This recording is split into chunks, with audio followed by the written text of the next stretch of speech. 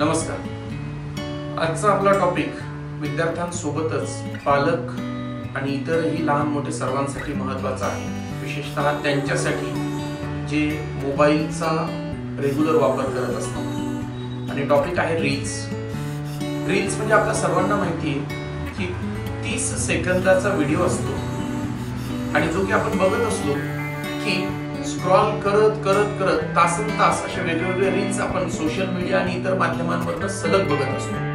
आता वरवर बघायला गेलं तर हे भरपूरच एंटरटेनिंग आहे, वेगवेगळे विषय आपल्याला कळत असतात, सध्या काय ट्रेंडिंग आहे त्याही गोष्टी आपल्याला दिसत असतात। पण लॉंग लास्टिंग जर विचार केला तर हे रील्स भयंकर डॅमेजिंग आहे, विशेषतः त्यांच्यासाठी ज्यांना फोकस हवा असतो त्यांच्या कामामध्ये, जसं की अभ्यास करणे।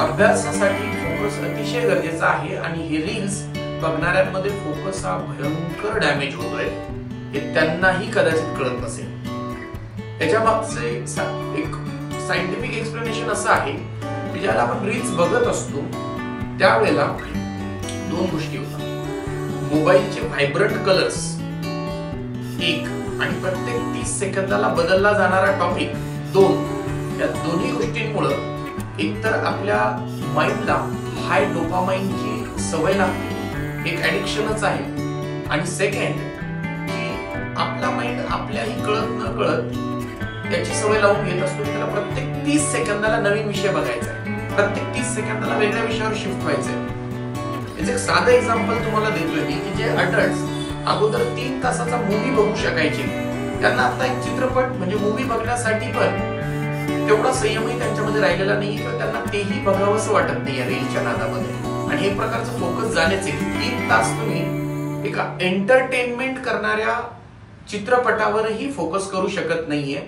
आपल्याला मध्ये मध्ये मोबाईल चेक करावासा वाटतो, काही जणांना मोबाईल तासभर जरी दूर राहिला तर बेचैनी फील होते। हे सगळे लक्षणं जे आहे ते या ई गॅजेटच्या किंवा मग रील्सच्या ऍडिक्शन्सचे आहेत। आणि याचं कारण असं आहे की त्या कलरमुळे, मोबाईलच्या स्क्रीनच्या रंगांमुळे आणि प्रत्येक 30 सेकंदाला येणाऱ्या वेगळ्या विषयामुळे आपल्या ब्रेनमध्ये डोपामाइन नावाचं जे एक केमिकल आहे त्याची लेवल नॉर्मल पेक्षा हाय राहते आणि आपल्याला त्याची सवय होऊन जाते। कारण हाय डोपामाइन आपल्याला एक प्लेजरची फिलिंग देऊन जात असतो आणि आपल्याला ती फिलिंग परत परत रिजनरेट करण्यासाठी डोपामाइन बूस्ट करावासा वाटतो आणि म्हणून आपल्याही नकळत आपला हात मोबाईलकडे जातो।